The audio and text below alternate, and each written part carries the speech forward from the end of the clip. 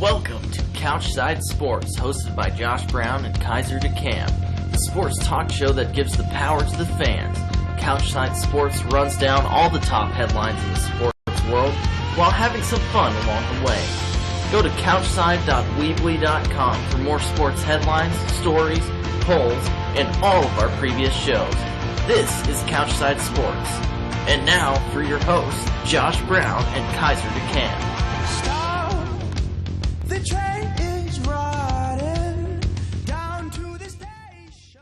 All right, I'm Josh Brown, joined by co-host, the man with the plan, Kaiser DeCamp, and we're ready for another fantastic installment of Couchside Sports, formerly known as Sports Today. We decided to come up with a better name because Sports Today is the most bland thing I've ever heard. We were just kind of wanting to think of something that's a little more creative than that. But we're ready for a good show. Second show. Got a website for it now if you go to couchside.weebly.com. We're too cheap to pay for the domain name yet. But if we really take off, then we definitely will. Visit there. We'll have our old shows. We've got some polls. Kaiser, you did a great job with it. And once again, you show your prowess in design. Hey, I do what I can, and yeah, we can. We're getting better. We're getting better. Yeah, and for this show, we'll kind of talk about some similar things we talked to last time, but again, more developing stories. NBA starting up again after the All-Star break. LeBron James and the Heat took on the Thunder last night. That was an exciting game. And then in the NFL, a little Richie Incognito, some more fallout from that for coaches and trainers with the Dolphins, but we'll kind of delve into the depths of that later.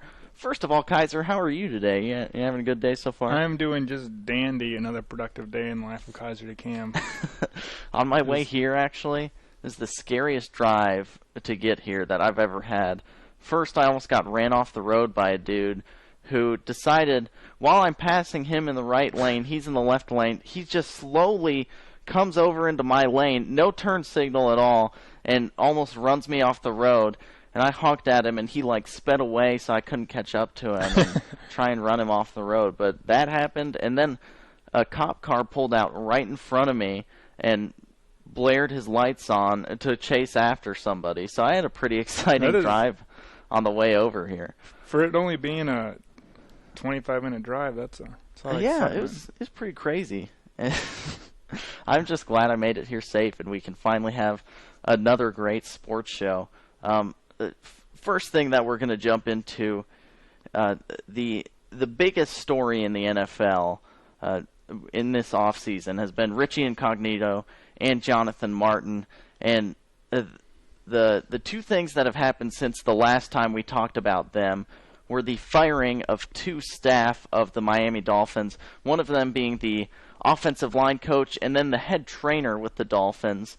And apparently what came out in the Wells report is that both of them were present when Richie Incognito and Pouncey and some of the other linemen were throwing out the slurs against first an assistant trainer who was on the Dolphins staff and then against one of the other offensive linemen, and they were also present for Incognito being bullied a little bit. So more fallout from that. So just to clear this up, they were fired because they were present.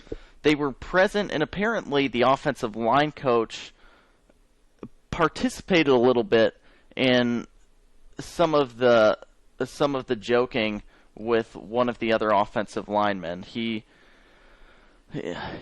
was pretty bad apparently, but he would be right there, and they'd be making fun of one of the offensive linemen, and he'd just kind of go along with the jokes and let it happen. And then the head trainer, I think he was just fired because he was present while the assistant trainer was being, it was an Asian trainer.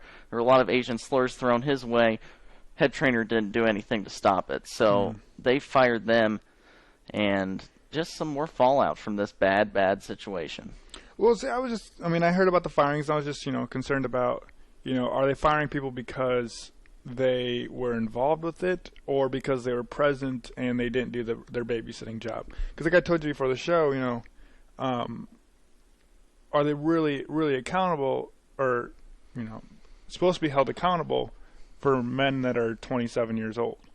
And the Joe Philbin, the head coach for the Dolphins, had some comments about it, but it's kind of interesting that he didn't know that this was going on. He's come out and said to the press that he wasn't really aware that this type of harassment was going on, and it's kind of appalling to me that a head coach doesn't know what's going on right underneath his nose in his locker room, and that he allowed Incognito in the first place to be in a leadership role. He was kind of voted as one of the team leaders, and it was a player vote to make him one of the leaders of the team. But Philbin knew his past. He's kind of had a rough past as well, and he allowed the players to make that vote. He didn't override it at all. And then he doesn't know that this is going on inside his locker room. It's crazy for me. It really is. And I mean, I don't know, do you put direct blame on Philbin for not knowing directly, or do you put it on, his people underneath him that aren't filling him in? Because you don't expect the president of the company to know everything that's happening in the mailroom. But you expect the people in between to keep everyone on the same page. And that's I think that's probably a reason why they cleared house with that head trainer and the offensive line coach of the Dolphins, because it was kind of they were there for a lot of it, and they did not do anything to stop it. And if we have that clip of Philbin making the comments, first on Wednesday and then Thursday he had some more comments during the NFL Combine about the Incognito situation. Yes, we do. There's more to that. We're going to do things about it. We're going to make it better. All right? We're going to look at every avenue. We're going to look at uncover every stone, and we're going to have a better workplace. I promise you that. I'm going to make sure that happens. Look, I'm the head football coach, so the team, the performance of the team, the record, the 8-8 record, that falls on my shoulders. And so I'm going to be more vigilant. I'm going to be more diligent. I'm going to be more visible, and I'm going to have a better pulse. Kevin O'Neill's a dedicated person, professional. He gave 18 years of service. I don't know if there's a really good time to relieve somebody of their duties. Would it have been better maybe if he was not here? When we made a decision as an organization, we felt it was fair to communicate that decision as soon as possible, and that's what we did. We're in concert with the NFL and the Commissioner's Office in regard to the potential discipline of any players. We're communicating with them on that. We haven't made any decisions on anybody's future in terms of the 2014 Miami Dolphins. There's a common decency that people need to have toward one another, and when that gets violated, that's an issue. So I certainly wish I had seen some of it, and I could have intervened quicker, and perhaps it would not have grown to this proportion that it's grown to.